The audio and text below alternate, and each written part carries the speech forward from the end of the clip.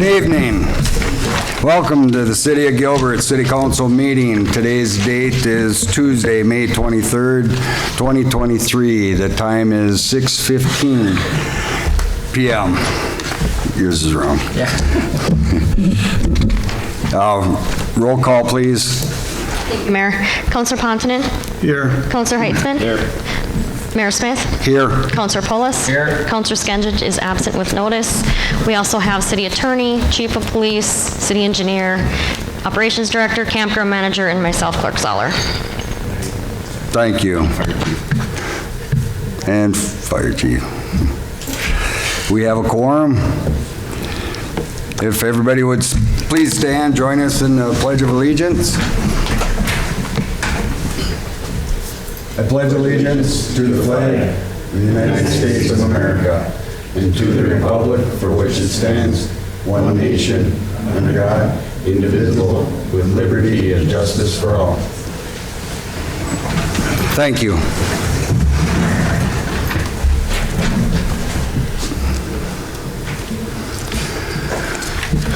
Any additions, deletions? None. Move on to the consent agenda.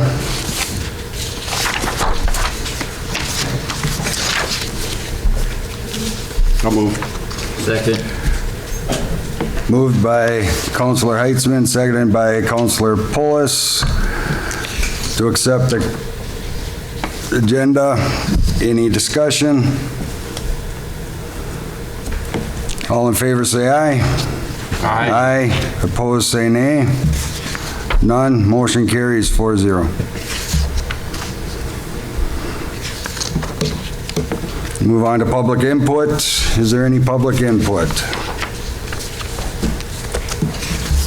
Good evening. My name is Paul Skribic, a business owner in town. I just want to bring this up as an issue for the council to consider, also for Chief T-shirt to hopefully address. I have been in the last 2 or 3 months involved in a number of conversations about specifically side-by-sides, but also ATVs going down Main Street, going in areas where they shouldn't be. I tell all of my customers when they check in, now that my campground is open, where they can go. We hand them a map. We tell them you cannot drive on city streets, yet the problem is still going on. This city has an issue that has gotten out of control. We need a solution, and somebody needs to start addressing it, because you can see them every single day, and it's not hard. And every single one of you has witnessed it. It needs to be addressed, but it also needs to be done in a way that's cooperative so that we're not scaring tourists away. But we have a lot of people in town that live in Gilbert, that live in Eveleth, that live in Sparta, that are flagrantly breaking the law, and we need to crack down on it. I agree with you, Paul. It has. I have seen it. And I'm sure it's going to be looked into. Thank you. Any other public input?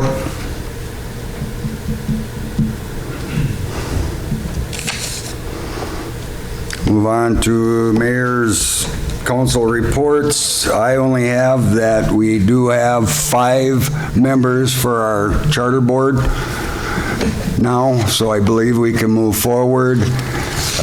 We're trying to get at least a couple more, so if you know anybody that's interested, it'd be nice to have some reserves in case somebody can't make a meeting so they can partake to continue the meetings and we can progress and get it finalized. So if you know anybody, pass the word on. We do have 5. I don't have the names now, but at next council meeting, we'll have it better prepared, announced, and now we'll vote them in. And hoping to get a couple more by then, too. We do have openings for planning and zoning, if you know anybody. We're going to be down to 2, I believe, next month. We do have 1 member that hasn't applied yet, so it's questionable. Anybody interested, please sign up for the planning and zoning. I believe the Water and Light Committee is running one position short. Yeah, I think there's only 3 now. So if we... Two short. Two short for the Water and Light, so... I think the library's short one as well. And the library, so anybody interested, please step up and we'll get you sworn in. That's all I have. Councillor Potenon? Yeah, I have a couple things. I've been writing about that, riding by that G-Man dumpster down there, that's supposed to take care of the blight in town. We've got more blight down there than probably any place in town. We had a mattress there today. I just drove by it again today, and it looks like hell, that whole area down there. That includes the fenced-in area for our public works people. I mean, it's time to clean this town up. I mean, we're setting a poor example for the residents of this town. We have more blight on our own city properties than the people in town do. And I don't know, Sam, I think it's just time to clean up these areas. We're just giving a bad impression to the people that come visit. And the cans, these 4th of July cans, you drive through town and you see the garbage on the main street year-round. I don't see the sense in that.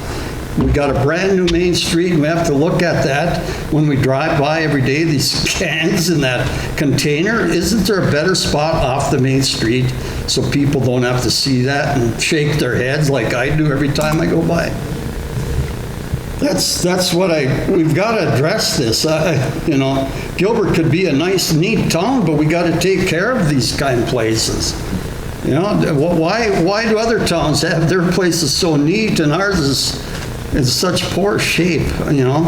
What can we do about it, Sam? Can we start cleaning up these areas to make them look presentable to other people that come to our town? A lot of other towns don't have their public works right on Main Street. Well, that's no excuse. That's something, but It's no excuse. we try to smash that dumpster every day to try to pick it up. It's got to go. We didn't have it for how many years? It was a bad idea in the first place. Just get rid of the damn thing. I mean, that's up to the city council if they want to get rid of it. It was put down there for blight. It's not my call. It would be city council's call to do it. There's signs down there. I know there's been TVs, there's been couches, there's been, everything under the sun put in there, and it's not supposed to be, but Right. It's unless you abuse. have somebody on site 24/7 There you watching. go. Let's just get rid of it and get rid of the problem. But, it's Sam and I for the also people, talked today so. and added up the numbers, and the amount we're collecting for it, we're not covering. Would we figure about half is actually being afforded With back? that 50 cents per, Yeah. Right now, I think we got up to about $2,000 to $2,200 worth of costs. We're a little over halfway, or a little under halfway through the year, so we'll just continue to monitor it, but it's tight. I figured it's it's an somewhere around eyesore. $4,800 is what we take in when they did that plan. I think it was 50 cents per customer, so, but like I it's say, an it's up eyesore to... that'll never be monitored. We've had a chance to monitor it for how many years now? It's not monitored, just get rid of it. It's not working. That's what I have to say about this. And let's get rid of the 4th of July cats. If we could do one thing, my God, make this town presentable to other people. I can't believe nobody else has complained about those cans over the years. Well, I do agree it is an eyesore, and the wind was blowing the other day. I had to pick up cans that were strewn across the road. So I think we should look into relocating. Yeah, put it by the recycle over there, just a spot outside the fence, I don't know how much they make off of that. I heard they're only getting like 15 cents a pound for aluminum. I'm sure they're not even getting hardly anything. It isn't even worth it for them to have it. That's all I have to say tonight. I hope we can actually maybe we can have a motion by the council to address these issues and say, Sam, can you take care of your place of work down there and make it presentable to the public? And, maybe that's what it takes to clean this up, that we as a council have to direct him to do it.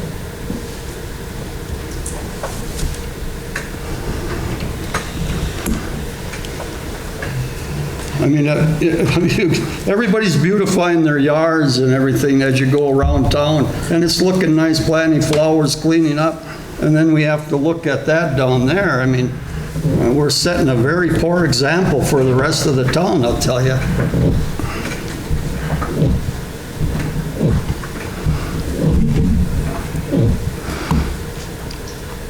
Do you have anything else, Councilor Ponden? That's it. Thank you. Councilor Heitzman? No, I have nothing at this time, Mr. Mayor. Councilor Post? Yeah, I got, you didn't bring it up, so I'll bring it up. Tom, after the mayor went down to the Capitol, we were I'm gonna have you do it. told today that we were awarded, what is it, 6.2 million for the wastewater, or the water plant. treatment. So, I want to thank you for taking your time to go do that. That's huge. That's a lot of money, so. That's half the battle. We Yep. just gotta come up with the other half to complete the project. To start. Which, hopefully we can. Wasn't there federal funding that was also available? Applied, but have not received back yet from. But there's still a possibility of Yes. federal funds. Okay. Yes, and other funding through IRRB Right, yeah. and some other organizations that SEH had mentioned. Okay. So we're hoping, fingers crossed, we can get most of it covered with grants. And the total project was what? How much? 13 million. 13 mil? Yep. I thought that was down to like 8 the last time. Wasn't the number, didn't the number change? I thought it was still right around 13, Sam. You were- Okay. That's the numbers I went down with because we asked for half of it. Right, yeah. It'll be up tomorrow, so you can ask them. Yeah, there's a meeting tomorrow, right, at 9:30. 9:30, And the yeah. public's invited to all those meetings, right? There's no... I believe so. Yeah. So if the Yeah. public was interested in coming to hear about the water treatment plant, SCH is going to have a presentation tomorrow at 9:30, right? You're correct. To 11, yes. 9:30 to 11. Right. Correct. Thank you. Anything further? No. Attorney Brianna. Brian My name is Noelle Berkelman. Burton. Yes, and I have nothing to report tonight. Thank you. Yes. Chief Teacher? Good evening, Mayor, Council. Couple items. We started the blight enforcement. In regards to even the dumpster, we have noticed there's been a lot of activity at night at that dumpster. And I think that is something to maybe consider about the dumpster being a kind of an issue. So I think it's, yeah, and it fills up very quickly, and then the people are just throwing stuff on the outside. Our squads have noticed that. We've caught some kids in there digging around stuff too. So we'll keep a closer eye on it, or try to anyways. Next thing is a little bit of good news. We received approximately $74,000 from the state. The state passed a $300 million public safety and aid package. Gilbert's eligible for $74,000 of it. They have to have the funds dispersed sometime around September 1st, and there are some parameters in which that money has to be spent. It cannot be spent on buildings or anything like that. It has to be used for first responder wellness, for fire, rescue, police, EMS, and then also mental health crisis responses, or it can also be used for selective equipment for police and fire. So I'll be working with the fire chief to come up with maybe a game plan I've applied for a $50,000 radio grant, and there is some matching funds on that. So I would like to potentially bring that before the council to use those funds to purchase that, so we don't have to worry about budgeting, making that a budget item in the future. That money could also, and I have to double check, could also be used, I know we just purchased a new fire truck. Some of that money could be put towards paying down that also. So there's some options with that money. It's a one-time deal, so I think it's something we need to really take a close look at and see what the best use of the money is. Including that, of course, with the state is the marijuana will be legal as of August 1st. And one of the things is going to be there'll be a council issue. The state legislature basically is throwing most of it back into the cities for regulation. So I will kind of keep a close eye on, specifically with the League of Minnesota Cities, to come up with a policy, because the nice thing is the state put everything back on the cities in regard to what they want. So we can decide how many dispensaries, just like we have a certain amount of liquor licenses in the city, we can limit the amount of dispensary licenses. And I would foresee that as far as the enforcement and stuff goes, it's going to be just kind of a play as you go, I guess, because nobody has a policy set forth now that it's legalized. So I think in the next month or two, we will be discussing a lot more, because again, August 1st, this is when this stuff can start taking place. So July may be kind of the crunch time for us to try to put a policy in place. I'm hoping the league will have some type of guidance on the best way to do that, and we'll work with the city attorney also. There's a 10% sales tax on that. Unfortunately, none of that goes to the cities. So I'm hoping that in the future that we're going to be able to push the state to say some of that money should be used for regulation, enforcement, stuff like that. So they are going to tax it fairly heavily. So that's all I have. Hey, say, Ty, on that 74,000, can that be put towards a squad car too? It can, yes. Yep. Yes. So we were budgeted to purchase a squad car this year, but I had no intentions of purchasing a squad car next year. So maybe there's some things we can look at. So my idea is to pay for this squad car this year, because when we budgeted $30,000 we've got that Blazer, I think it's worth $5,000 to $6,000, and our squad car we can sell off to make up the difference. So I would like to, yeah, we'll see. We'll come up with some ideas, but yeah, that money can be used for that too. So on that marijuana licensing, is that so you get like a liquor license? Is that where basically it'll be like a liquor license? Yep. Is it going to be more? You're able to charge more for this, or do you know any of those facts? So I'll have to look into what the city can charge for what the license is per year. I think we can probably charge whatever we want within reason. And I think if we put an enforcement program together, saying, well, a lot of that money will be used for enforcement or compliance of that. So. Yeah, again, this is new for all of us. I had a conversation with a couple of our chiefs today, and we're kind of going to see who's going to dive in head first to really start, trying to work things on that. So yeah, because I know Cook already has a dispensary, so you could check with them to see how they're doing it. Yep, but the way they have that now, because the law is changing August 1st, now you can possess 2 pounds of marijuana, and you can distribute that 2 pounds to anybody you want. So the way the law is written, and you can also have 2 ounces on your person in a vehicle or whatever else. So right now with the dispensaries, it's so regulated, because for dispensaries you have to have a pharmaceutical license, and because it's considered it's medical related. So this is now open it up where any one of us we can grow. I can't remember how many plants it is in our gardens now. Is it 8? 8 plants. 8 plants. You can possess 2 pounds at home, and then you can have 2 ounces in a motor vehicle or on your person at any given time. From the city's perspective, are we going to need to put a cap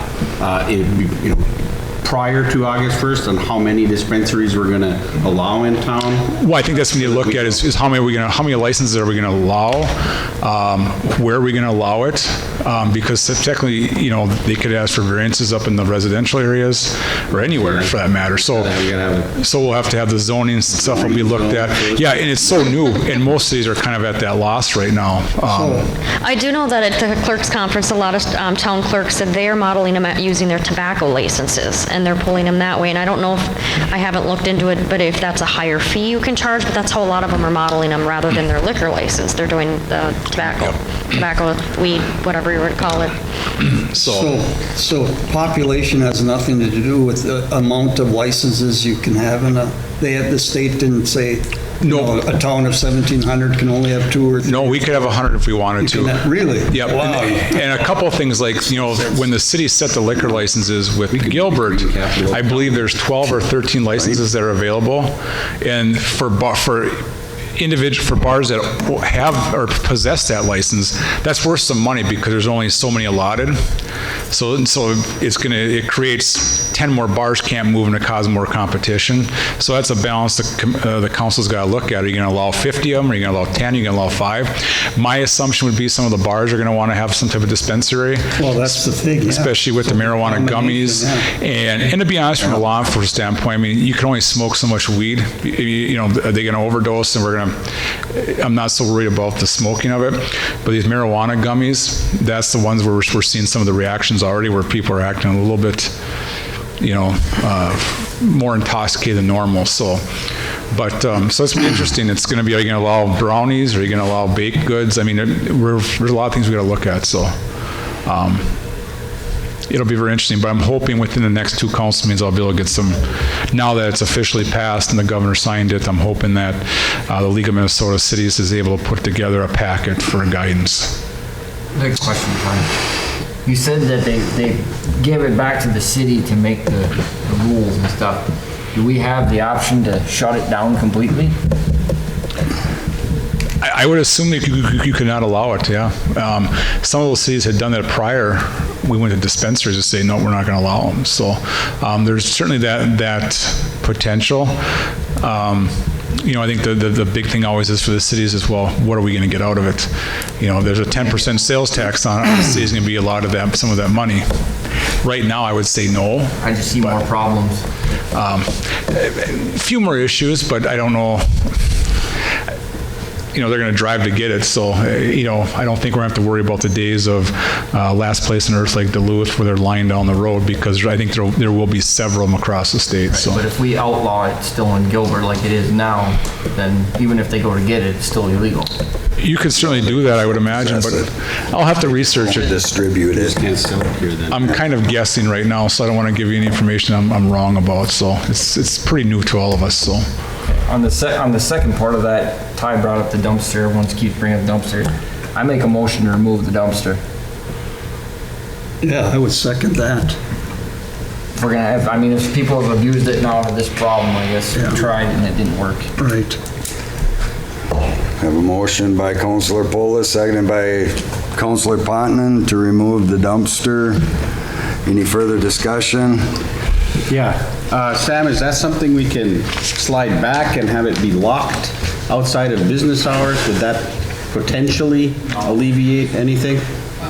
No, I don't think so. What I've thought of is if we remove it, we can always bring it back. It's full, get it up, get it out of here. Say come September, we'll have Blight cleanup month. We'll put it back there for a month and then close the gates, get rid of it, and then just try it that way. That was just a thought. Next spring, same thing. We'll bring it back, maybe possibly in early April, or have it there for a month, and then get rid of it. It's just, Because it's costing the city more than it's worth. Yeah, well, it is. It's costing the city, I don't know how much, but, what it cost last year versus this year.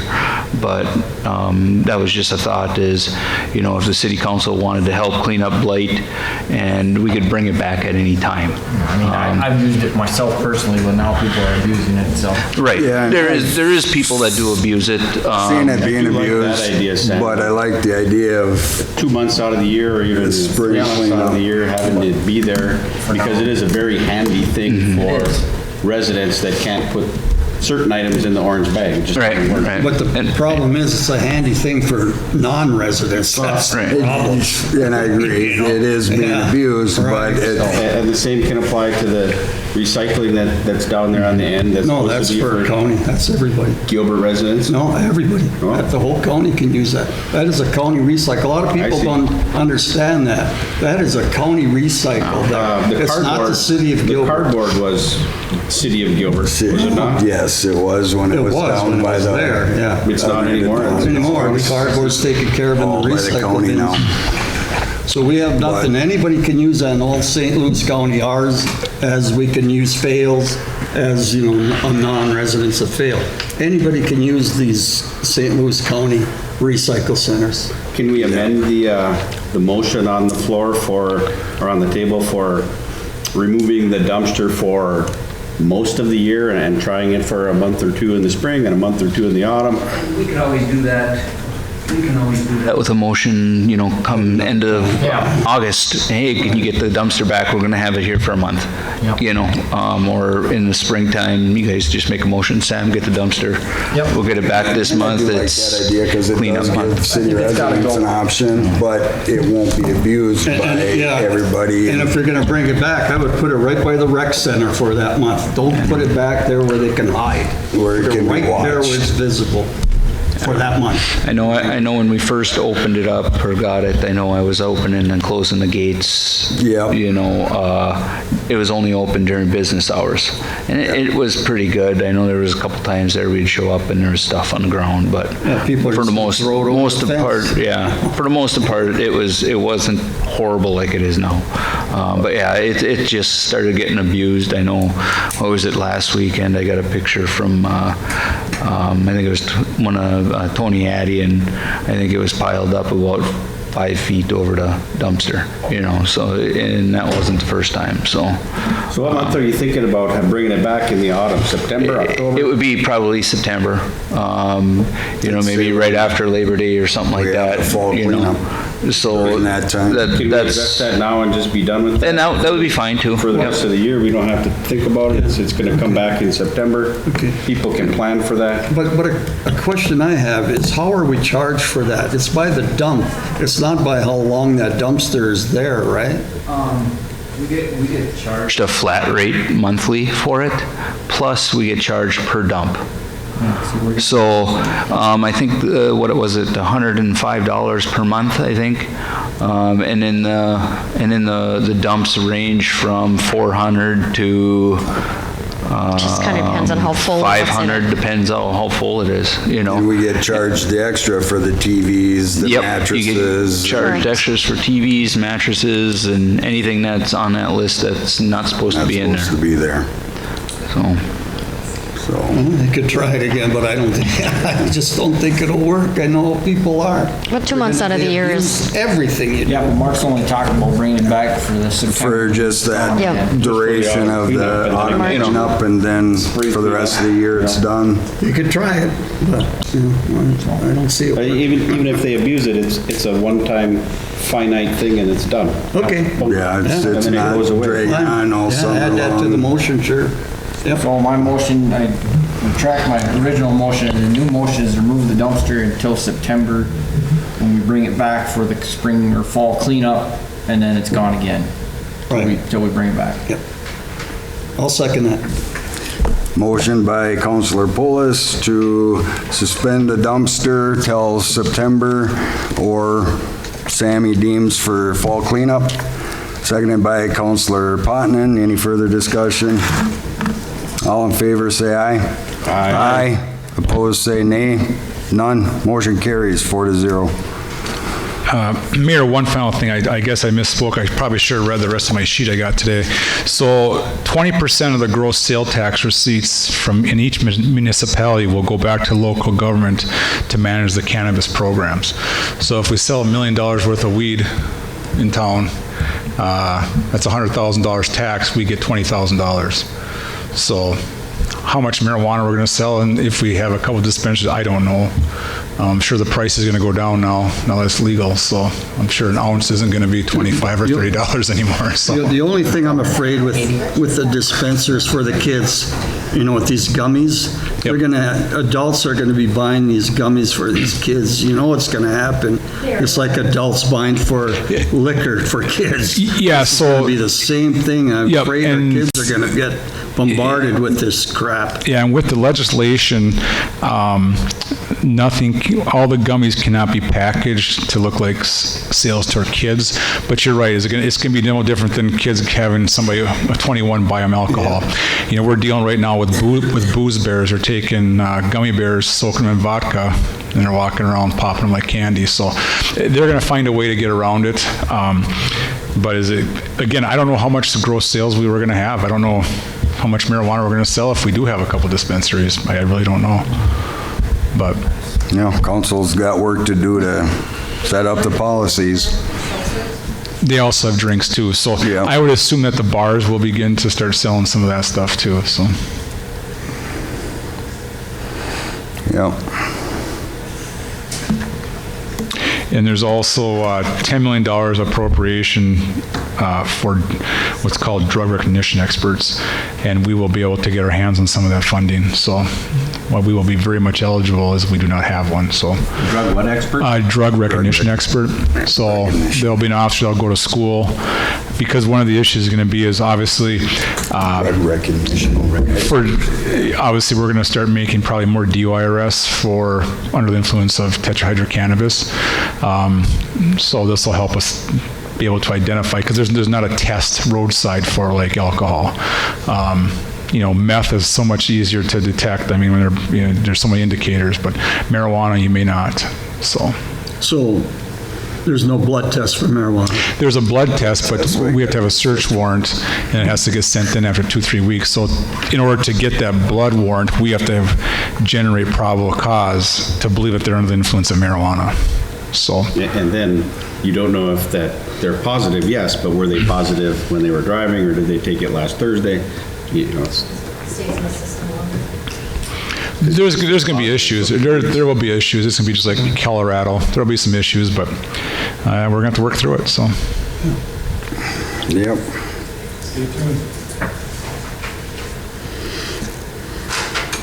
But that drug recognition also trains them on under the influence of meth, heroin, and all the other drugs. It's pretty intense training. Yeah, and we've seen a big, we've always been lucky to kind of be in the back end of things. I probably spoke too soon, but we kind of stayed away from a lot of the heroin stuff. But we've gone through more Narcan in the last 8 months than we have in the last 20 years. So we're seeing a lot more heroin. We had 3 overdoses done different in Point, which 10 years ago I would never say we'd ever have an overdose out there, but we're starting to see stuff like that. So. Were you able to get more Narcan? I know the last time I talked to you, you were out. You said there wasn't monies available to get more Narcan. So I was able to get 12 doses. And what we're going to start doing is we're going to start taking them from the ambulances. So if we distribute two Narcan on scene and an ambulance shows up, we're going to pull 2 doses off the ambulance. So the problem with the fentanyl, we're hitting people 4 times now sometimes. So it's $240 for 4 doses. So yeah.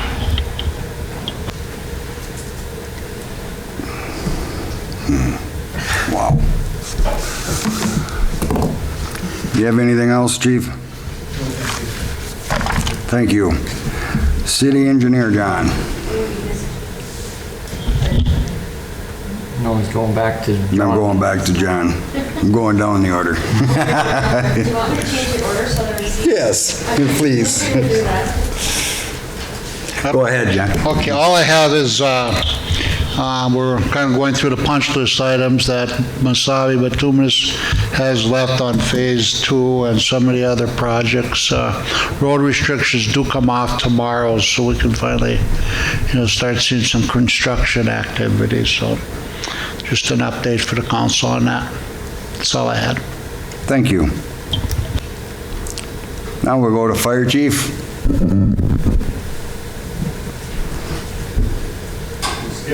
I'm usually asking for something. Well, there's a reason. I just have a couple announcements. Some of you seen in town, our ladder 23 has arrived after a 15-month wait. She's a beauty. We are going through pretty extensive training Councilor Heitzman and myself and 2 others went through the training today, 6 hours of training. There's a training session going on. We have 5 sessions to make sure all 19 members of our department get this training. Otherwise, our warranty is void, so we are covered there. We will know by the end of the week how to run this truck. It's a little bit different than our old 40-year-old squirt. So on that note, we have taken the squirt out of service, and I guess it's up to you what we're doing with it next. We haven't emptied the water tank with it because if we really need it in the next couple days, we can go get it.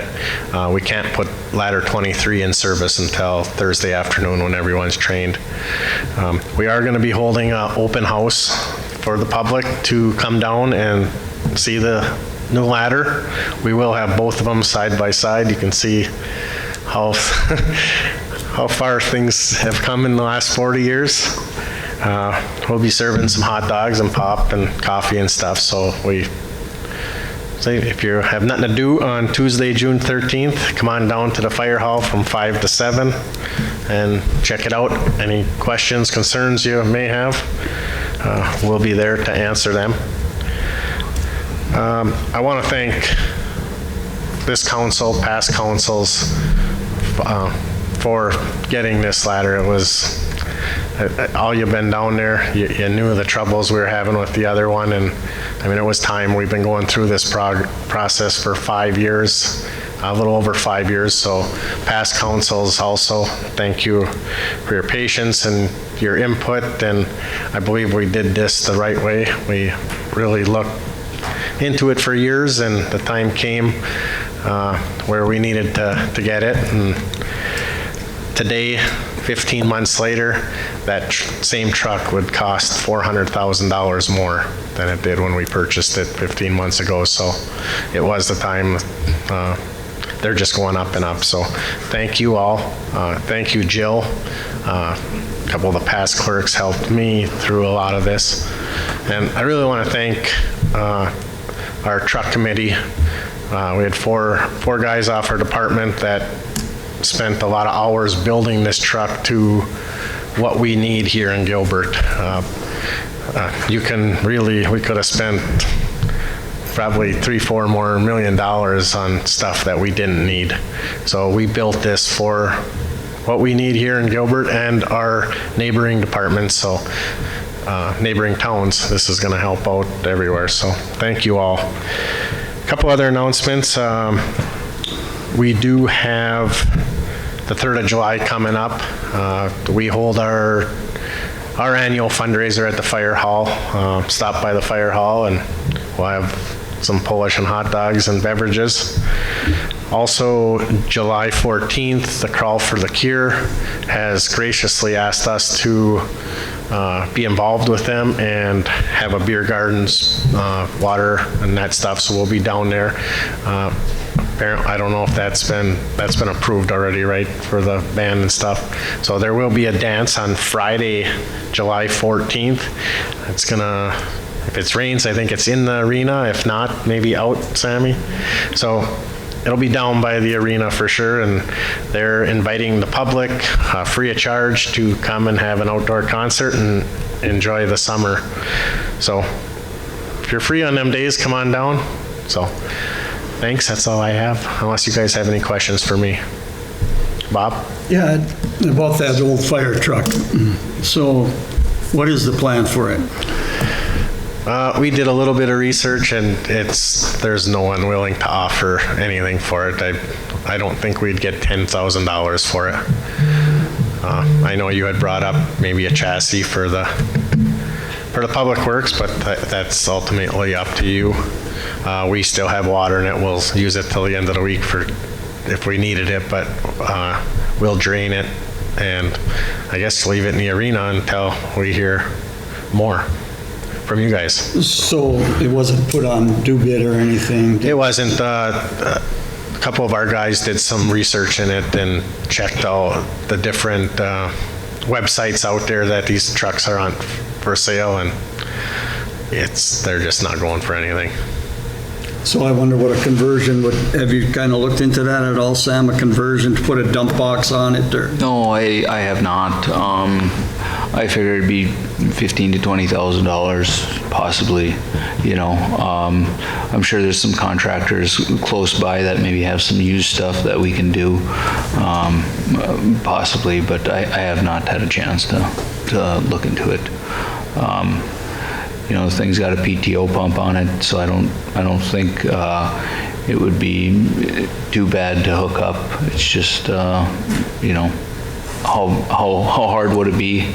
You know, it's always nice if you could just bring it to, say, United Truck Body and have them do it.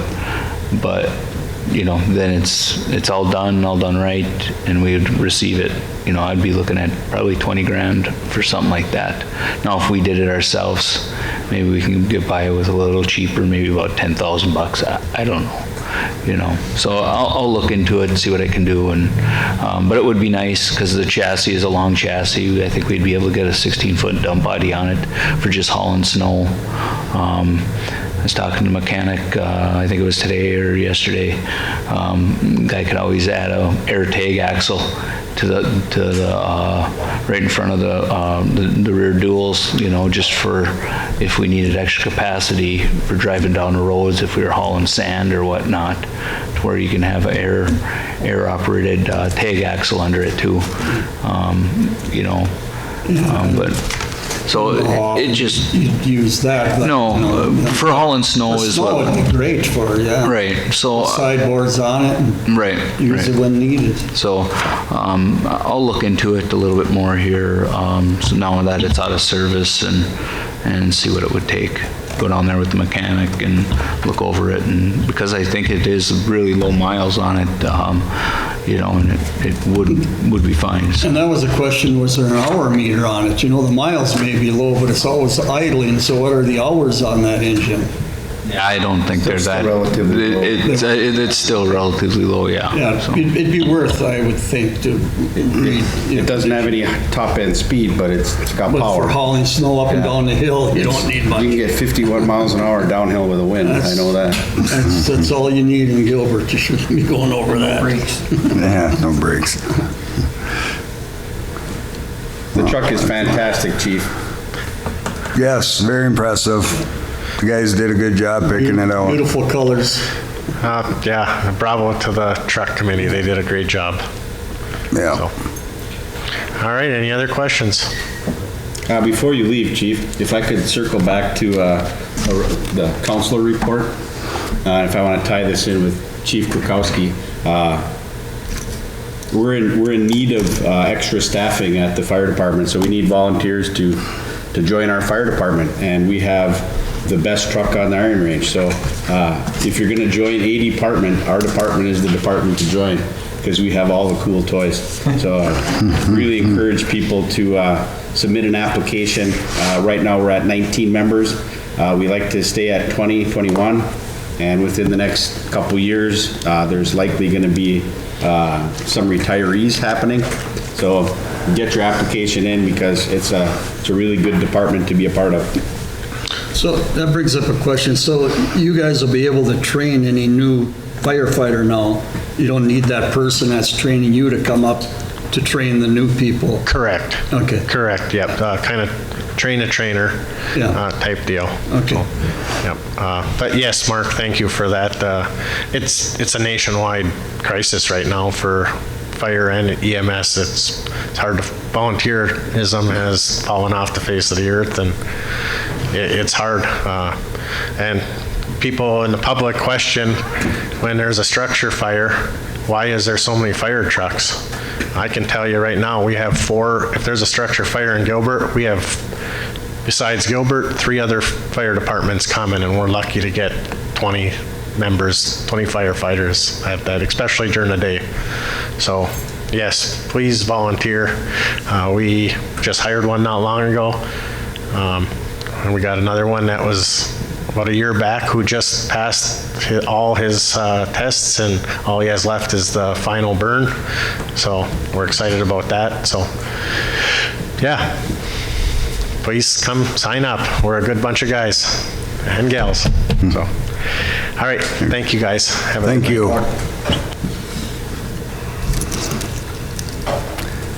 And moving on to Public Works, Sammy. I just got one thing right now. AEOA recently called end of last week and told us that they are not going to be serving fuel or gas down at their business down there at AEOA. One of the issues is that's where we've been getting diesel fuel for the last 20, 25, 30 years or whatever since they built that in, 99 or whatnot. So I've been looking and pricing into some fuel tanks, and I think it's going to run anywhere from a range of about $3,000 to $5,000. I'd be looking at possibly a 500-gallon fuel tank to supply Public Works, maybe the fire trucks here and there if they needed fuel in the evening or whatnot. I know the fire trucks, dump trucks could always run to Holiday in Virginia or use a Visa card somewhere else. But with our loaders, backhoes, lawnmowers, it's a little bit harder, so I think we're going to need a fuel tank in town here. Nobody else is around that would provide, so I'm hoping to get some prices back here, by the next meeting, so council could approve to look at getting some a fuel tank for me down there. Unless you guys just want to give me an operating budget to buy one, it would be up to council. Weren't you also talking about housing that tank though, and that's additional cost? Eventually I would look at, a 500-gallon fuel tank is roughly, I think it was about 48 inches diameter to 72 inches long. And I was looking at building like a shed over it, possibly for some more protection at night and then housing it. But most of the fuel tanks I've seen, this size, they have in the open. I'd probably even pour a small 8x8 pad to put it on, so that would be pretty much minimal cost, I would believe. The shed would be, maybe $600-700 for some material or whatnot, or trying to work with the school, or maybe even talk to the carpentry class over there, see if they do build sheds for anybody anymore. So but the initial cost right away would be, like I say, $3,000 to $5,000 is what I've been seeing online for tanks of that size. Are you thinking heated at all, insulated? No.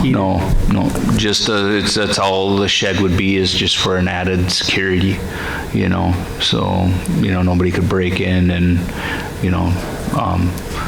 I break in and start using it is what it would be. We'd have it all locked up anyways outside, but you're keeping the rainwater out of it and like I say, another added security for it. You wouldn't have a canopy over where your fueling station would be then, right? No. It'd just be, you'd open two barn doors, and there would be the tank. So, but that's about all I was thinking. I know different construction sites have them all over. I was just up at the dump today. They got a pretty big, good size one sitting outside there. So be on the page of that too. So you would need a containment pad with a curb around it also, wouldn't you? I don't think so. The ones I've seen don't have any containment. Oh, okay. The pad would just help. Like even the one down at the sewer plant, that's a 300-gallon. There's no containment or nothing. I think it's just a double wall tank. So that's where I did look at some prices for some double wall tanks and whatnot. So yeah, they're, like I say, $3,000 to $5,000 range for everything. So. But you need a concrete slab to put it on. I would like to put a concrete slab, yeah. You don't need one, but it's a lot nicer, a lot cleaner, But yeah, so I don't know if council would move forward, or if you want me to get some prices and come back next meeting. I think you need to get some prices, because I know in the meantime, you could just run to shortstop out at Ely Lake. And Yep. It's not an urgent thing, especially this summer where you don't do a lot of plowing. Well, the hard part is the lawnmowers, lawnmowers are going through roughly about 20, 25 gallons a week. So that's a little bit on the harder side for those, but I was even thinking of just going and buying a portable, 30-gallon tank or something in the meantime to get those things up and running. So, but Sounds like we put a tank on the chassis for the squirt, and there it is. Right, portable. So, I'll work on getting prices for that and. Yeah, I'd like to see a permanent, long-term solution, including the slab and the building and everything, and let's do it. Okay. I don't know if there's, a way to monitor who's taking the fuel out, if there's like the EOA. Oh, you're talking huge money then if you're doing that. This was just a little, I don't even know if it had a gallon marker on it. All right. This is just a tank with basically like in the back of a pickup. You see a lot of logger guys and stuff. That's all it is a 110 volt tank with a pump, a 20-gallon minute pump in the back there. But you do bring up a potential problem with theft. If it's not, you get somebody in there that's filling up a bunch of cans and stuff. Well, that's why the added building. $4 a gallon now, Yeah, that's why the added building is there for security. That's why I'd like to put it inside a building, is that added extra security is what that is for. A meter on it, so you would know how much you're taking out each time, so it could be recorded and signed off on. There is, when I was looking at it a little bit yesterday, there is different pumps that do have meters on it, like a fuel oil truck, kind of that style. Now, I don't know if there is like a reset button on there, so you can reset it every time or what. I didn't look at that. And part of the policy is just logging down. I took, 119 to 147 gallons MLH, Yeah, so. Something you can record it. Okay, yep. Yeah, and then, like I say, the building would be nice, because then you could put like a folder in there for everybody getting fuel in and out or whatnot, so. Yeah.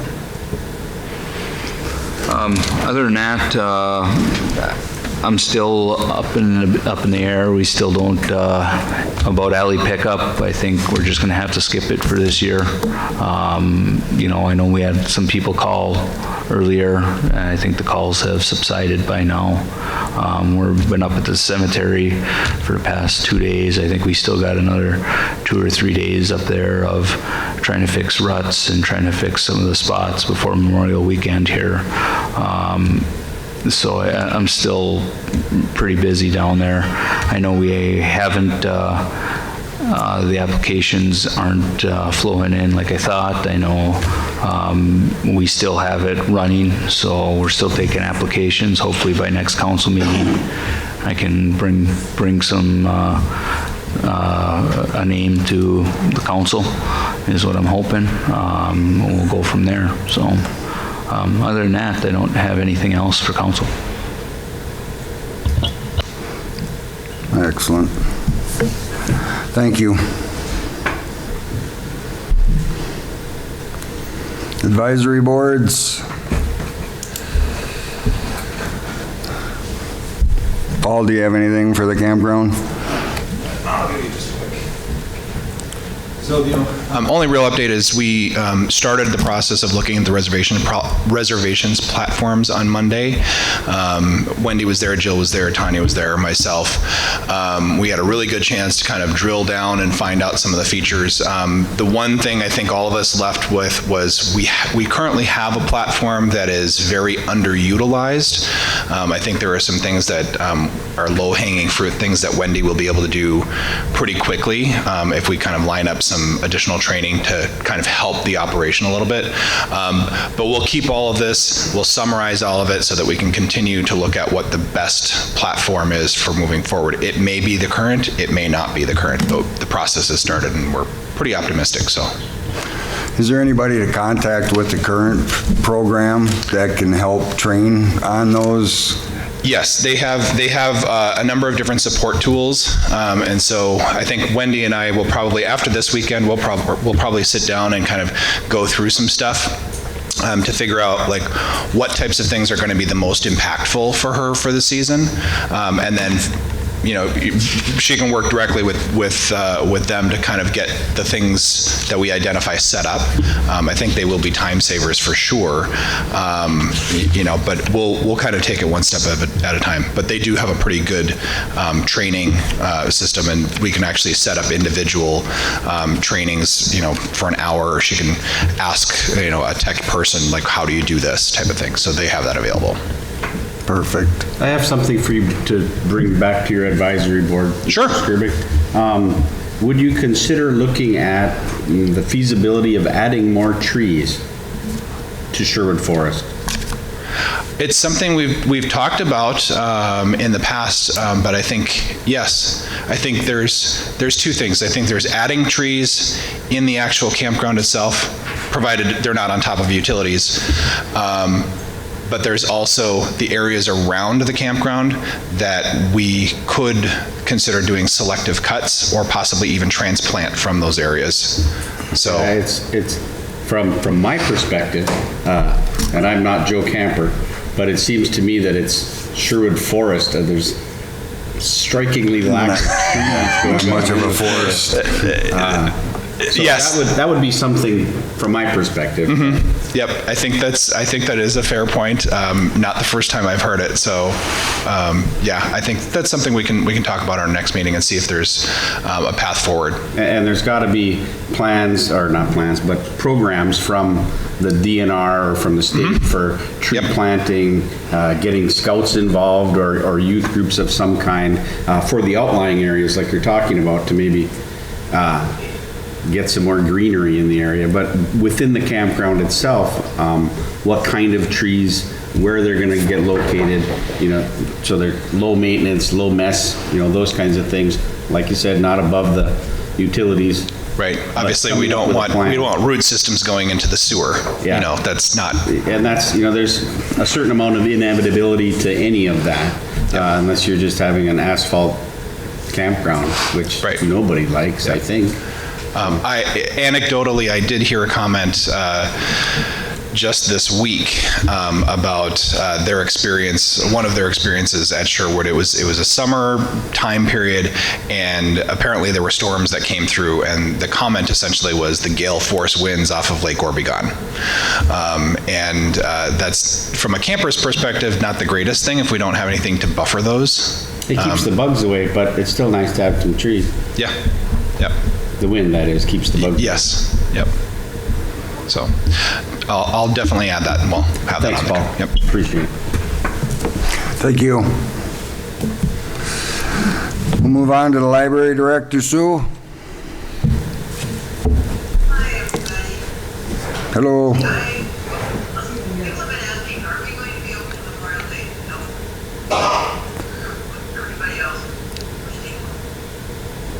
I had a donation from Flourish Gift and Garden. They took over the Swanson Greenhouse on 16th, and she gave us a lovely box of flowers to have tonight. The nomination on the front. And she's also interested in working with someone to provide flowers here in the city also. We start summer reading June 5th, Monday. We'll go for 8 weeks. You may have seen the picnic tables out front by the flag. That's because the United Way last year brought in lunches for the kids from say 12 to 1:30, and it was 1 day a week. This year, they're going to do it through August 31st. So it's 12 weeks. It'll be Monday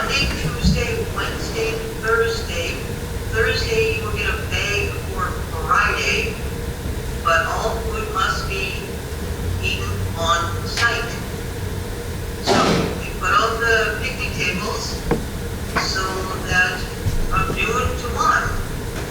Kids that come for that lunch that they don't get or are lacking or just want, they can come there and they can picnic with us for an hour.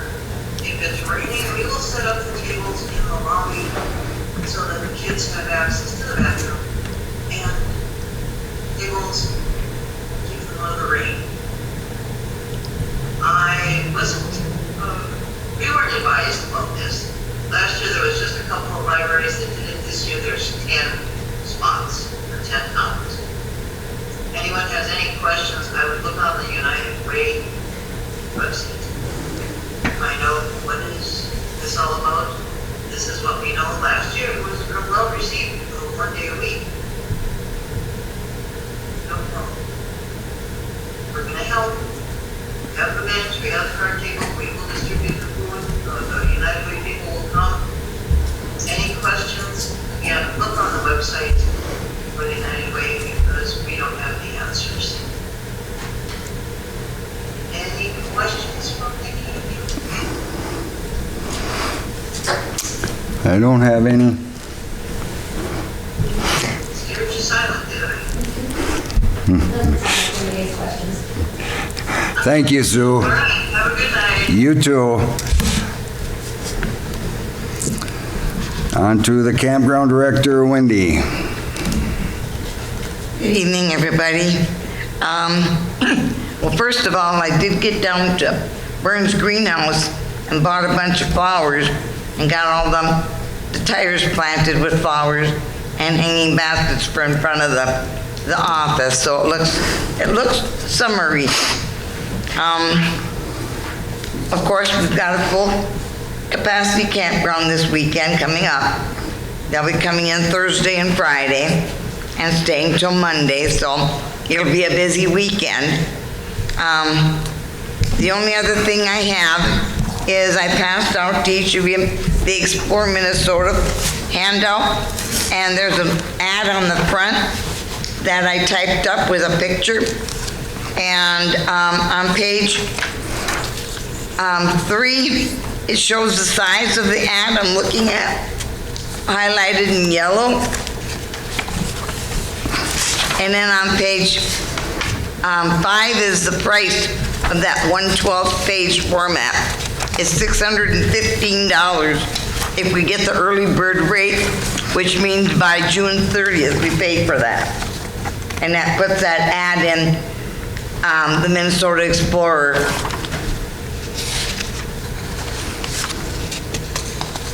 We usually do this every year.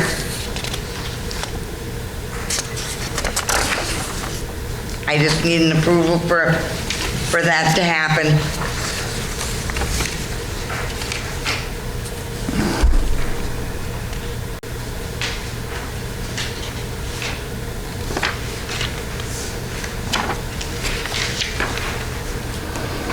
I would like to take the opportunity to just add and clarify that this is the primary magazine or brochure that the state of Minnesota Tourism Department has for the course of all of next year. So this would actually be an ad for 2024. Yeah. So the circulation is probably one of the highest, in terms of numbers of tourism-oriented publications.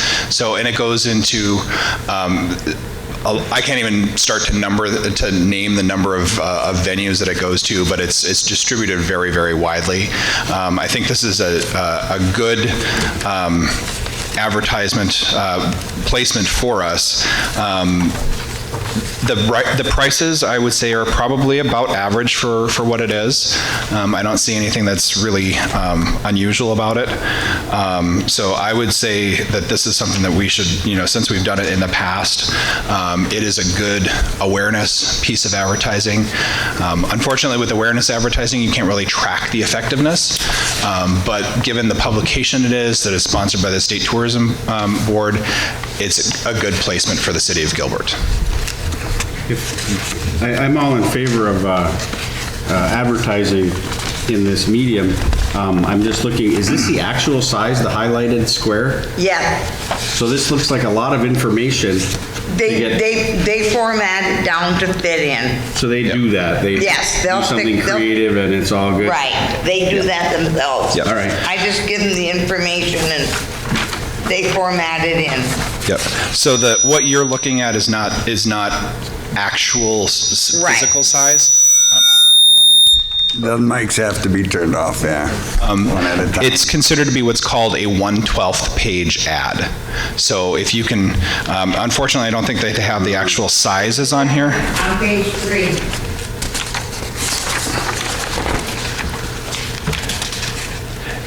Yes, but they don't have the actual dimensions of the 12th page. So it's kind of Do hard some to. creative folding. Well, here's a fourth. Yeah, so it's basically, this is going to be kind of off, but it's basically about this size, like a corner of a, and the publication is an 8.5 by 11 type of magazine, standard size magazine. How many times a year is that published? This particular publication is produced once a year for the entire year. Oh,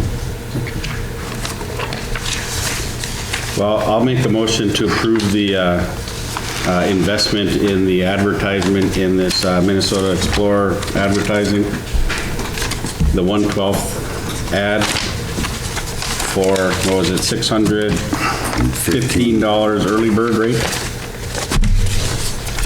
I'll support. Motion by Councilor Heitzman, supported by Councilor Polis, to approve the ad into the Minnesota Explorer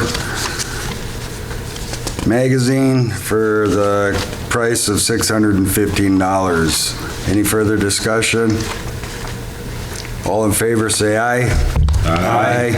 Opposed, say nay. None, motion carries 4-0.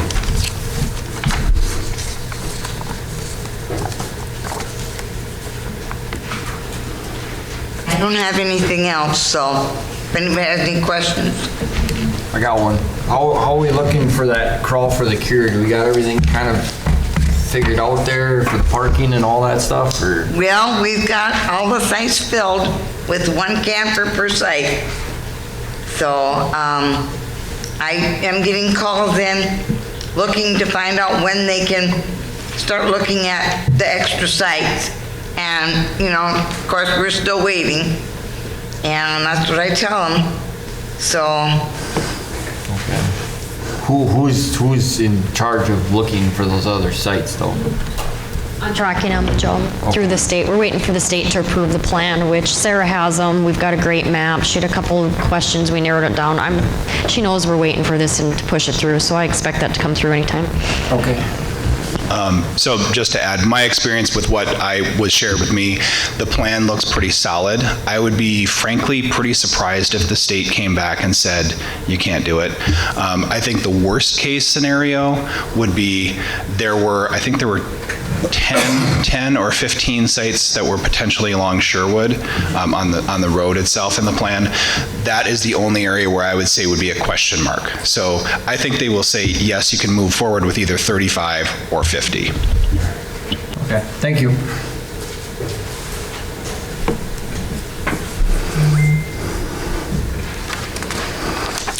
Anything further, Wendy? no, that's it. Thank you. Thank you. We'll move on to clerk. Thank you. I've got a couple updates. In addition to the water treatment plant funding and the public safety funding, we also will get an extra $40,000 in LGA funding that they've approved. Haven't heard if the fiscal disparities is being reworked or not, but I know that was part of it as well, so that might wait till next year, not sure. Currently, we have about $317,200 in checking.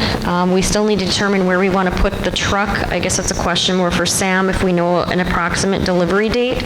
So if we want to invest that in a CD or not, I need to know how far out we have. But that is an option. We can invest it. I think, with 6% returns, it's a great idea, depending on the length of time before we take delivery on the Public Works truck. Campground's got about $72,057 as of today in there for funds, and again, general checking's $317,200. So we're still taking in money for past due accounts. Utility billing clerks brought in quite a bit in the last couple of weeks. We're standing firm. Break your arrangement you signed. We're sending them off to be shut off if they're not going to follow through. I mean, we've got $123,000 in unpaid utility bills, which is unacceptable for how small we are. So we're going to be really steadfast in standing firm on getting that money in the door. So if you hear complaints, that's where our position is right now, is that, you know, we need to get that number down. Aside from that, we're just kind of moving forward with budgeting. Auditors are here. I'm hoping to get them in and out within 3 weeks, if not sooner. I think they're about halfway done, if not a little more, and that's kind of where we're at. I guess I should say one other thing too. I did ask Attorney Lindsay to pinpoint a day so we can have, I've discussed with Mayor and a few council members that I'd like to do a special session, working session, whichever you want to call it. We have a lot of ideas, plans, different conversations that really kind of just be kicked down the road further and further, and I'd like to just set aside a day, start in the morning and take as long as we need to, but get some of those moved along in either resolutions, motions, whatever we need to do, but just to get them off of our plate. There's just way too many things that are hanging over with no resolution. So once I get a date from him, I'll reach out to everybody else and we'll get a date set in stone. I agree.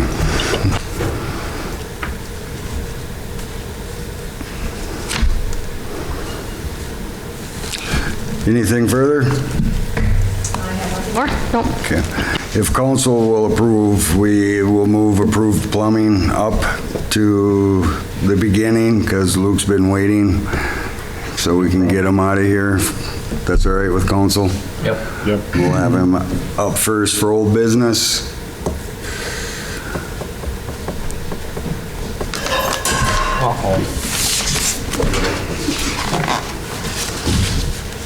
Here again. Been a long time. So I guess where we sit is that we have the development agreement, we have the plan before the council, and looking to see what your decisions are on this and where we go moving forward, what we have to nail down so that we can get this completed and the ball rolling. What does the council need from us?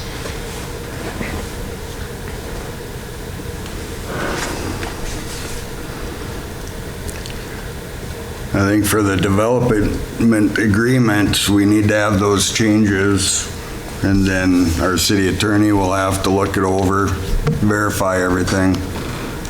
And the changes are that I have noted are the name, obviously that was my change. Yep. And then basically just the plan and remove that triangle. Yeah. Those are the only changes that I have noticed. That's all I've noted too. Does this development agreement reflect our and your plan to move forward with what the IRRB, if we get that approved? If the IRRB declines our request to help with the sewer line, then where do we sit? What's our next step? And maybe I'm confused on that a little bit. Sure. Plan B. This development agreement is basically a outline of what our plan is to do and to move forward. There is one word that John and I talked about that basically said, approved plumbing would not undertake the construction of the building without Iron Range Resource. What we're actually, the change that would be with this plan, we would still move forward with the building. That is our plan. So that would be just one wordage change. That's on the first page, the third whereas down. Third whereas, yeah. Yep. So that would be one word change that we would do in there, just to clarify this, that we could actually move forward with this development agreement as is, and with those three changes. And then if the IRRB falls through, the purchase agreement that we agree and go for it is still fine. And this development agreement is still okay. So that would be our plan, is make those three changes to this development agreement. Then we could submit it to the attorney, and he could review it and add his 10 more pages or whatever he wants to do with legal jargon. So it seems like sending it back to the attorney gives us that, by the next time the council meets, that should be ironed out. We can move to approve that, and that's good on your timeline. I guess, that's kind of the thing where the IRRB is really the big, sticky wicket here. And so to have some of this stuff nailed down as much as we can to present to them. It's hard to present a development agreement and look for IRRB funding when we don't have that approved by the council. So that's going to kind of be the first thing. I think that they're going to come back with and says, well, does the council approve this? Because this is dependent on them. And I don't believe that they're looking, they're going to really consider it until it's been approved and dealt with a purchase agreement and everything else. So can we do a contingent vote on accepting this agreement with those 3 noted changes? And anything the attorney. Approval of the IRRB. Approval of our attorney. Yeah. All of this submitted to Brian so that he can make those 3 noted changes. And accept moving forward, that, so that we can speed this along a little bit. Sure, then we can keep moving forward. I think that'd be a great idea. Support it. That's your motion. Yeah, but, when is, Brian needs a timeline here too, you need a timeline for the IRRB. So, but he has to look at it. I don't know how we can approve it without him first approving it. That's just contingency. I know, but what do you think? What's your first name? Noel. Noel, what do you think? We'll put the pressure on you now. Yeah. Obviously, I don't really know anything about this right now, so I would say I think Brian would probably like some thorough time to review it and make sure, obviously, before he approves anything. As far as you guys approving anything, I would say that's up to you. That's my thoughts too. Yeah. I think we don't move forward until he tells us to. Well, and that's, I guess, if I were to make a motion to accept this development agreement, it would be contingent upon approval by Attorney Lindsay. That way, if he reviews it tomorrow and says, yep, it looks good, then Wednesday, you can move forward. I agree with your timeline. He's got to have time to look at it, but, it might not happen until next week, but that's still a week early. Where our council meeting will I agree. I think that'd be great if we could, because then that would give him time to fine tune this and say, hey, we have a development agreement. Because last time we spoke, he said, you got to have this. We can't do anything. You can't do a purchase agreement until you have this. So if we can approve that and get this nailed down, then the next thing he would work on after this, after fine tuning it, would be the purchase agreement. And then the next time we meet, the next council meeting, that would be the final thing, purchase agreement done with. And I got this dollar bill burning a hole in my pocket here. If the thing is the IRRB going to be good with this contingency plan when they look at this plan? They're not going to approve anything until there's a purchase agreement signed. I know, but there's a contingency that we're trying to push forward first. No, what I'm saying is that they're not going to do anything on this at all until the purchase agreement is signed. I get that. And that's after this development agreement is taken care of. Right. So if you wanted to wait until 2 weeks from now, then we would get the development agreement taken care of, and then the attorney would come and do the purchase agreement, and we'd be 2 more weeks. We'd be a month from today before we could get a purchase agreement taken care of. You could do the purchase agreement at the next meeting also. Well, you'd have to agree to this development agreement before we can do the purchase agreement, from my understanding. I'm saying you could do them both at the same time at the next meeting. I don't know what the timeline is of the IRB when they look at these projects. Well, they're a separate issue. They're only the funding side of things. From what I understand is that Brian wasn't able to do a purchase agreement until this was approved, because this outlines what's going to be in the purchase agreement. If we come in 2 weeks and there's one little change that needs to be made on this, then we're kind of waiting again. So can we rehash the 3 changes that we need to make to this development agreement so that I can put that accurately into a motion and at least put it? Certainly. Just to review those, it is the name change to the name of my trust. So it would not be Approved Plumbing. It would be the name of the trust that I have on there. Melvin Freeman Highway 53 Trust is the name of the trust. I can get that to them and they can put that in there.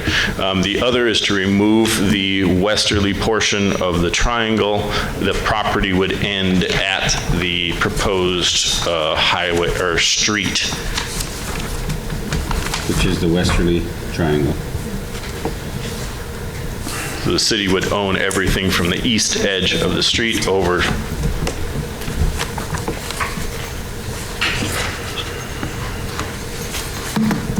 And then the third, oh, go ahead.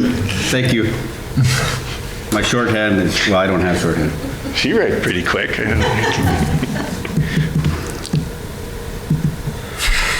Okay, and then number 3 was? At the third whereas, it says approved plumbing would not undertake the construction of, and what we would say is undertake this plan without the Iron Range Resource and Rehabilitation Board. And basically what that means is that this plan, this development agreement, has a contingency of, or a option of the city providing sewer and water and infrastructure. We would take a different plan of us providing that. So it would be whereas the trust doing business as approved plumbing would not undertake this plan. Without the Iron Range Resource Rehabilitation Board, yes. Without, okay. Okay, another question. What if Brian looks at this and he's got other changes besides these 3? Then we're kind of back to, back to 2 weeks from now. I can work. Order to 2 weeks and do it all at once. It's possible. What I can do is I can work with him, and I believe that what we're all in agreement here is the spirit of what we're trying to do. He's going to have some legal jargon he wants to put in there to cover the city and protect the city. And so if there's anything major that needs to be changed, then yes, we'd bring it back again, say, hey, the amendments are outside of the purview or the scope But of what at we least we allow. have an opportunity to bump this timeline up by 10 days or 2 weeks or. Exactly. To give you the option to No, for sure. get your funding. Right. Another possibility, though, is if you had a special meeting, if he had a bunch of changes and he says, no, we need a special meeting to discuss this, we'd need 4 people to be at the special meeting, and that would speed it up. We could do that even at the end of this week. But just to let You you know, know, Brian if- has been in all these hearings. When I talked to him today, at this point, he didn't have many reservations, so I don't expect him to have many, just because he has been on the string of emails. Yeah, and he does know what's going on, so. But at least by doing this, we're putting the ball into Brian's court, and he can shoot the ball or, Right. take a knee, whatever. But give you the option to get your Yeah, we can ducks get in a things row. moving forward, for sure. So I will put forward a motion to accept this development agreement with the 3 stipulated changes. The name change being the Melvin Friedman Highway 135 Revocable Trust rather than Approved plumbing. approved plumbing. The second change would be to remove that westerly portion of the property to the west of the public street access. And the third change, is that the third whereas approved plumbing would not undertake this plan without the Iron Range Rehab Board grant funding to help pay for the highway access. Very good. And putting this, getting this submitted to Attorney Lindsay for tentative approval. I support. Moved by Councilor Heitzman, supported by Councilor Polis to accept this development agreement under the conditions that Councilor Heitzman just stated. Any further discussion? Well, I was just wondering if you wanted to add to that motion that if our attorney needed to make any other changes, that we would have this in our motion also, besides the 3. I don't know if it's necessary, but That kind of then gives we're him covered. unilateral. Then we're covered. Okay, let me process that for a second. Giving Attorney Lindsay essentially unilateral discretion to change this development Well, agreement I with don't- the expected spirit of. Yeah, I don't know how he feels about a trust, for one thing. Oh, I've talked to him you and have other talked to him attorneys about about it? that. Okay. I've talked to the bank about that, and they said, oh yeah, that's very common. Okay. That'd be their recommendation. Well, that was just a discussion. And I certainly trust Attorney Lindsay, and I don't think he's up to anything shady, just, I don't know that we want to grant anybody that unilateral approval. Am I wrong on that? No, we trust him as our attorney. He's not going to do anything. So then I would, are you recommending that I amend my motion? No, I just add to it. It would just add to it. Well, yeah, which is With the additional contingency that if Brian needs to change that he's going to work with Luke. Right. Okay, so I'll amend my motion to the 3 that I already listed, plus anything else that Attorney Lindsay feels he needs to tweak on behalf of the city of Gilbert. Yeah, that sounds good. I'll support. I'll second. What Councilor Heitzman just said? I agree. How did I do, Noel? Are you there? All right. With that approval of Attorney Lindsay, moving forward, any further discussion? All in favor say aye. Aye. Opposed say nay. None. Motion carries. Very good. Thank you, gentlemen. I appreciate your help. Thank you, Luke. You guys are moving Thanks things for your forward. You're making it patience. happen. We appreciate it. We'll be in touch. Bringing it to Gilbert. Thanks Hey, take for care, your guys. patience.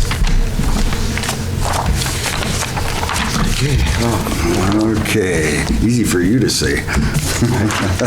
Oh, okay. That's what that was? All right, moving on. The wastewater treatment plant update. Wastewater treatment plant update. Everything's been working really well. We had a chat today with a couple of Kubota members, Peter Daniels and Tara, Trudy, myself. From what that conversation was, we have been meeting our monthly capacity that it was rated for. We brought it up, brought it down. I think it was like at 175 or 175. That was our monthly or our max flow. So I know right now we don't have enough capacity in the EQ basin to run it hard for 2 or 3 weeks.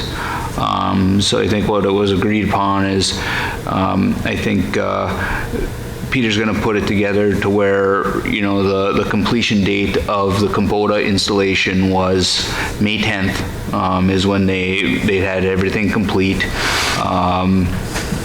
And then warranty will go from May 10th to May 10th of next year. There was a year warranty on that. Maybe there was 2 years, but so that's when the warranty would start, would be May 10th. I'm expecting Peter would bring something forward to council maybe next month, or the next meeting, and then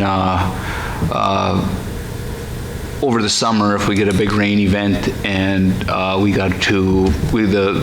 EQ fills up, we would then be able to call Kubota and run it really hard, make sure we're at that max flow and above, which I believe we are. So everything's been running really well down there on the Kubota side. So that's all I got on that. Are you running 2 pools or all 3? All 3 are running. Yep, all 3 are running. Is that going to always be that way? Yeah, as far as I understand, yep. That wasn't what we were told originally. As far as I understand, you'll slow down the pools. You're not going to really, I don't think you'll take them offline, but as far as I understood, you're going to always keep them on. Because there's certain, you know, you can't just leave them sit in that sewer. As far as I understand, you can't leave them sit in that sewer without always aerating them and whatnot. You know, you can't leave them go dry. So you're always going to be using them. Yeah. You might not be running them as hard. You know, you'll be splitting that flow, but you'll always be running. Originally, it was they were going to be able to run just 2. 2, yeah. So then you could, you know, go over so you could save one, so you could extend the life of all of them. Well, you're running all 3 of them. At a time. You know, you're still running all 3 of them at minimum capacity. You know, so it is. it isn't running them as hard, instead of running them harder and whatnot, but. It's just as what they far- said. Yeah. I'm just saying they're going, it's changed from what they told us originally. And maybe I'm wrong, but as far as I know, its operation is going to be running all three, capacity. I know there's times where we could shut them down and just run one, but as far as I know, right now, operation is running all three of them. Is that what Kubota recommends, that they all three run at a time, or? We never really got into that discussion, and, maybe that's where I bring it up next time to them, next time we talk, but I will let you know when I find out. I was just trying to extend the life of the membranes, that's all. Yep. Other than that, they don't have anything else. I saw something that noted that Tara had taken additional training, and just please pass along our thanks for being such a valuable team player down there. Yeah, that's great. Another question on the fine screens now. What are we going to do with that overloading of the fine screens? We have to discuss that, Something has to be done about that. We can't leave this so labor Right, and intensive. that's where I need to make a date with Attorney Lindsay to get him down there, meet on site, and go over a bunch of stuff to see where we're at. And I know I talked to him at the last meeting about making a date and doing that, but I've been just really swamped here over the last week, so I will do that though. Maybe Noelle wants to go down to the wastewater plant? We'll break you in. She can come too. All right.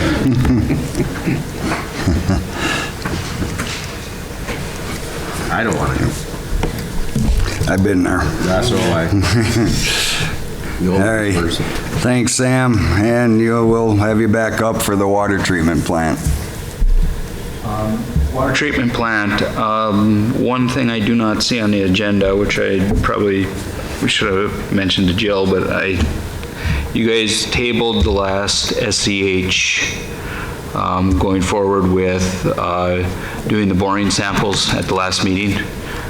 Is that something we could bring up under here to approve? Because we tabled it from the last meeting to talk about and approve at this meeting. I did talk to Kevin Young with SCH the next day after the last meeting, and they did honor that. They will honor it for 30 days. So we're still within the timeline of the 30 days of that approval for the boring. Is that something council wants to make a motion to approve the boring? Yeah, it was a money question. That's why we didn't know if we had the funds to be able to afford it. And I don't know if that's changed. If we, I know, Jill, I don't think you'd be able to answer that question either,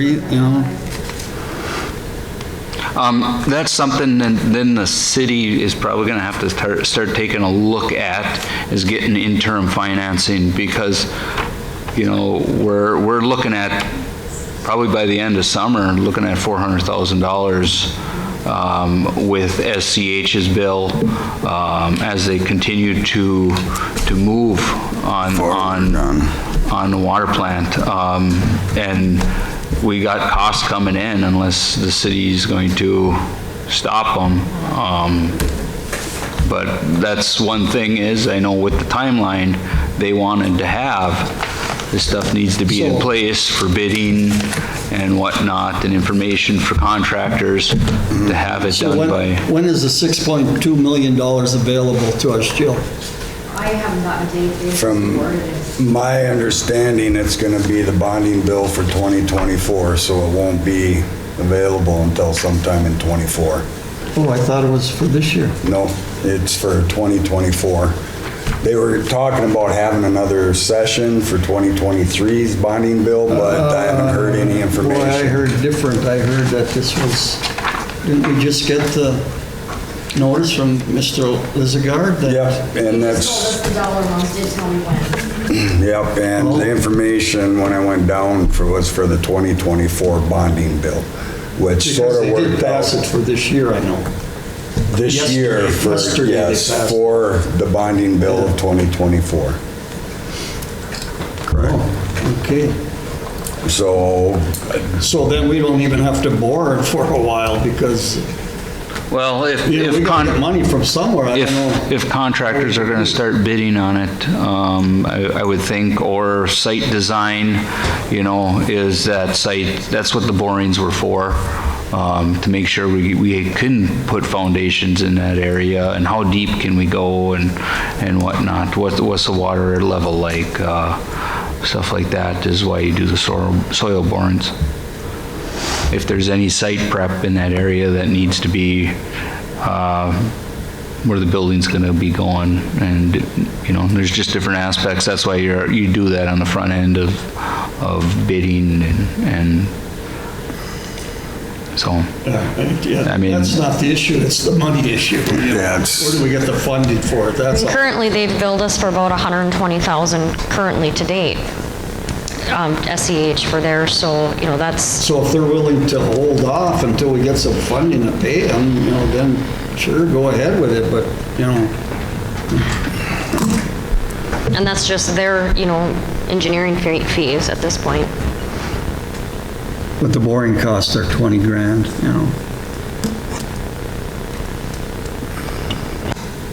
I don't know. When's that 30-day lapse? Well, the last meeting,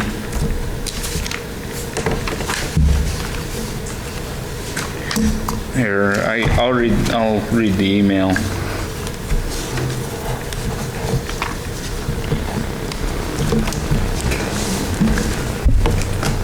If I can find it here.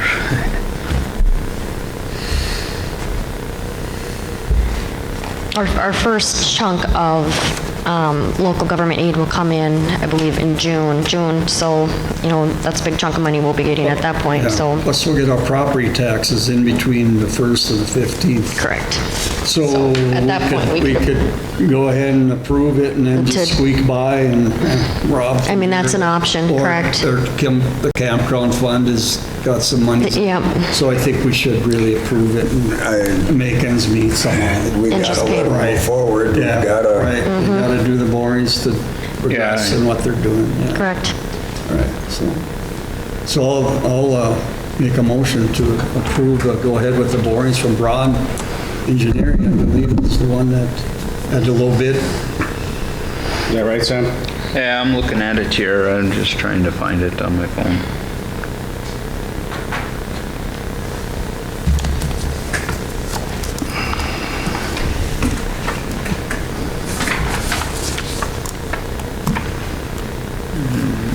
And maybe a phone call to Mike Larson would be, something that he could give us some recommendations or suggestions on the other bill that we have with SEH, Maybe there's some funding that can be moved forward to us, on that project. Yeah, it looks like Braun Intertech was the lowest. Braun who? Braun Intertech. Intertech. I'll support Bob's motion. Is it 23,000 something, Jill? Do you remember? I don't know the dollar amount, but it said the name. 20,000 something, if I remember right. I can't find that proposal on my dang phone. Oh, here it is. Let me see. I got it. Let's see here.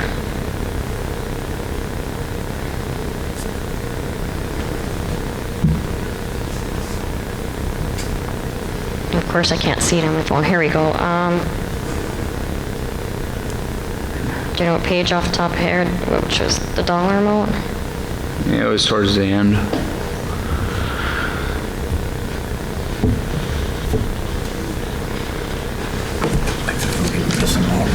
Yep.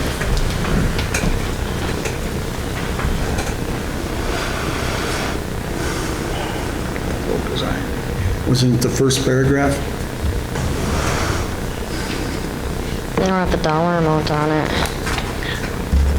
The other one was double, the other one was 40, and they were like 20.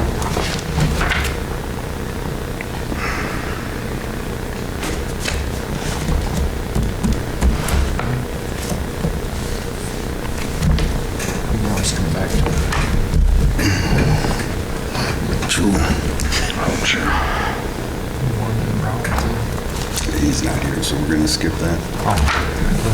Brown's not here again tonight, so we'll just skip it.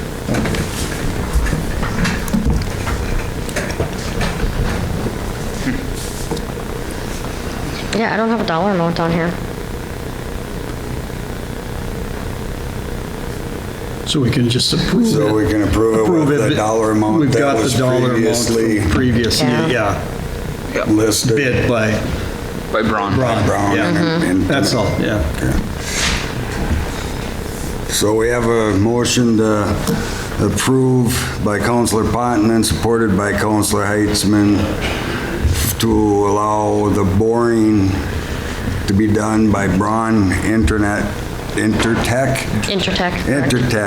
for SEH to continue with the water treatment plant. Any further discussion in the amount of what was listed in previous council? Any further discussion? All in favor, say aye. Aye. Opposed, say nay. None, motion carries 4-0. Thank you. And then also, that's all we got is tomorrow's meeting is a design meeting. I know it's not posted as a meeting, so we can only have 2 members of the council. So that's about all I got on the water plant.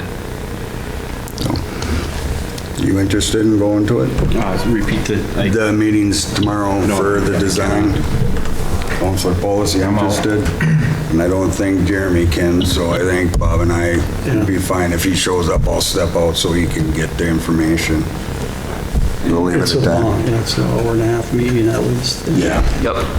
We're just going over, they kind of got their proposal, what they propose, and we'll just go over to make sure it's like what we like. If there's any questions, if there's any, changes we would like to see. I know I pre-looked at it all and got it, and talked to them over a little bit here. This was a couple weeks ago. There's already some changes that I'd like to see done with fencing and whatnot. So, but yeah, it's not final or by no means. It's just one of our first steps in the proposal. So if any other councilman had any input, that won't be there tomorrow, they can. He's not here, so we're just do whatever it takes in a later date to change whatever their thoughts are if it's approved by the council. Yep, and I'm supposed to go get some prints tomorrow, so, and we can, I can surely have them here for the next meeting for anybody to look at or whatnot too, so. Right.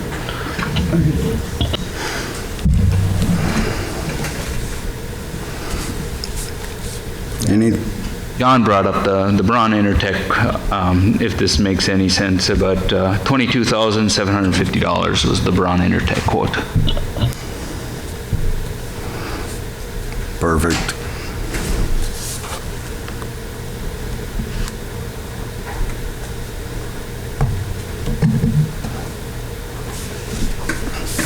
Anything further, Sam? No. All right. We'll move on to the franchise fee for Access 12. I have not gotten the answers from them I'm looking for, so if we can table that one. I just need to get back from them on what they're going to charge us for the current one we have, and I haven't gotten an answer on that yet. I'll make a motion to table that. I think you just can take no action, right? Okay. Yeah, just Maybe take you don't no even action. have to table it again. Yeah, Just no action. Right? Counselor?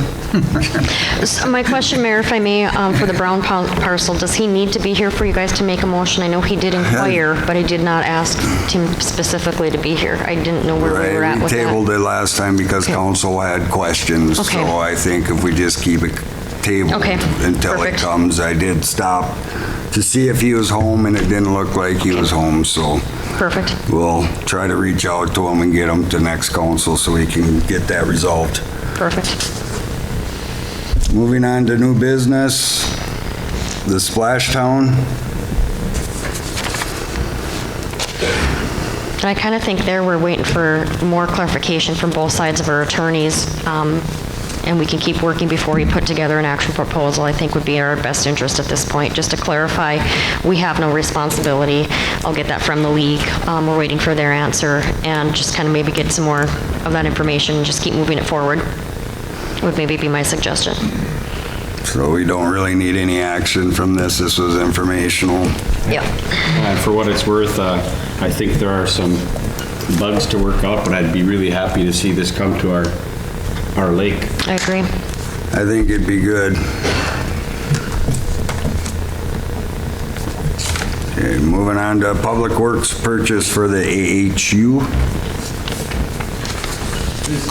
Down at the sewer plant, this is a HVAC system, heating system that needs some work, and I had Iron Range Plumbing come and give us a quote to fix it, so it's $1,261. Is this on the new system? Yeah. Yes, it is. It's, we've been having issues for over the years with the, I think it's Thean out of, I don't know if they're out of Brainerd or what, and it just never worked out. We had Iron Range Plumbing come and look at it. They diagnosed it right away, and these are the suggestions that they want to switch out. And then once we do this, I'm going to show this cost to Peter to see what he suggests we do. You know, As a warranty issue, you're saying? If it's a warranty issue or what, but this is what they suggested that we fix. You know, but it's always been an ongoing issue down there. By the time we call Thielen, by the time they arrive on site in about a month and a half, it's summertime. So, I don't know, but, you know, like I say, we had Iron Range Plumbing down there, I think about 4 weeks ago, and this is what they suggest we change out on it. So this, just to wrap my head around this is City of Gilbert paying for something that should have been done right the first time, kind of thing? Yep. All right. And you said you were going to talk to Peter Daniels and trying to go after some of this monies? Yes, I will. I don't know how far we'll get on it, but I know there's stuff that needs to be fixed, and I don't want to hire the original installer to come back and do it, because it's something necessary to be done. Yeah. Oh, big time. So I'll make the motion to approve the Iron Range Plumbing and Heating quote to supply and install a motor and such. I'll support. Motion by Councilor Heitzman, supported by Councilor Polis, to go ahead with Iron Range Plumbing and Heating quote of $1,261 to install a motor, sheave, flame sensor, and igniter on the AHU. Any further discussion? All in favor, say aye. Aye. Aye. Opposed, say nay. None, motion carries.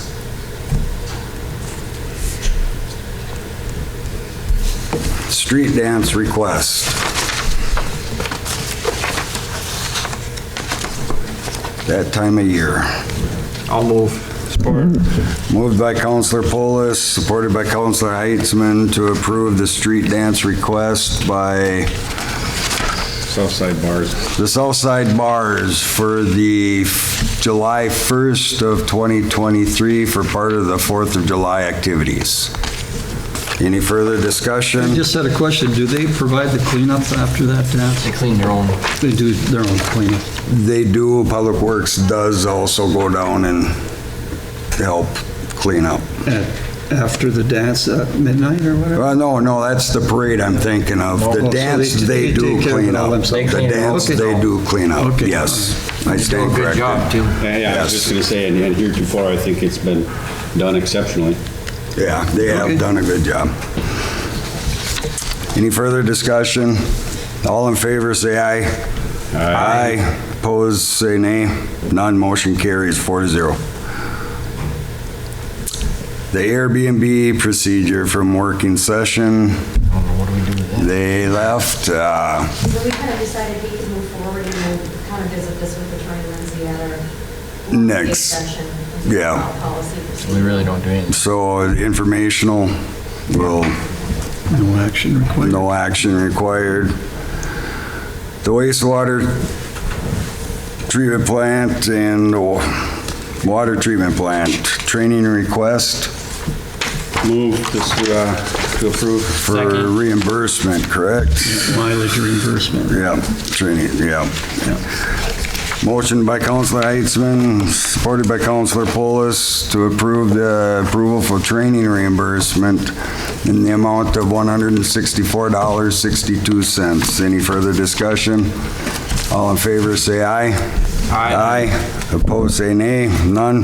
Motion carries 4-0. Yeller's quote. Looked at some other options and second opinion, no further action. Move to adjourn.